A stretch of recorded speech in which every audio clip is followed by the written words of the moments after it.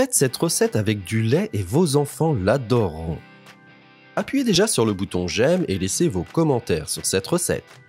Dans un grand bol, commencez par ajouter 6 œufs entiers. Ensuite, à l'aide d'un fouet, fouettez très bien jusqu'à ce que les jaunes d'œufs se dissolvent complètement dans les blancs d'œufs.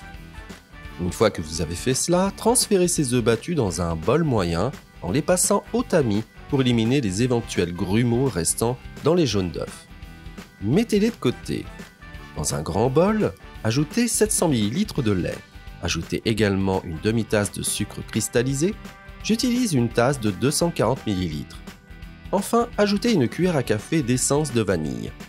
À l'aide d'un fouet, mélangez très bien tous les ingrédients. Ajoutez ensuite les œufs battus et continuez à mélanger tous les ingrédients pendant au moins 5 minutes. C'est la bonne consistance. Vous pouvez maintenant arrêter de mélanger. Une fois que vous avez fait cela, transférez tout ce mélange dans un pichet en prenant soin de passer le mélange au tamis. Laissez-nous un commentaire avec le nom de la ville d'où vous regardez cette vidéo.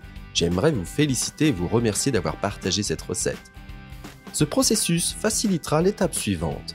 Versez maintenant ce mélange dans 7 mini-coupes à tarte en aluminium disposées dans un moule à pâtisserie, suffisamment grand pour les contenir tous.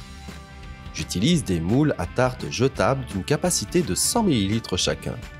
Retirez ensuite l'un des moules de la plaque de cuisson et versez suffisamment d'eau pour remplir la moitié du moule.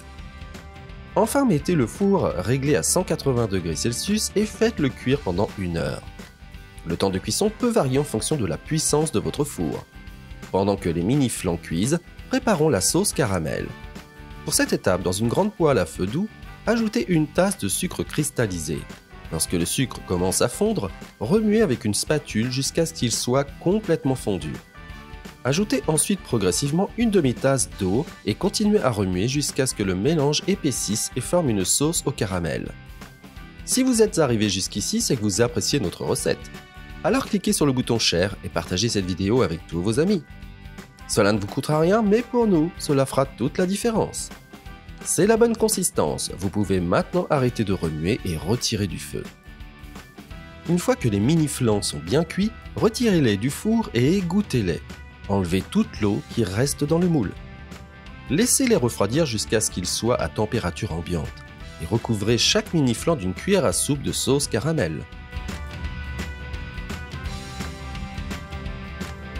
La recette est prête, vous pouvez maintenant vous en procurer un et le déguster.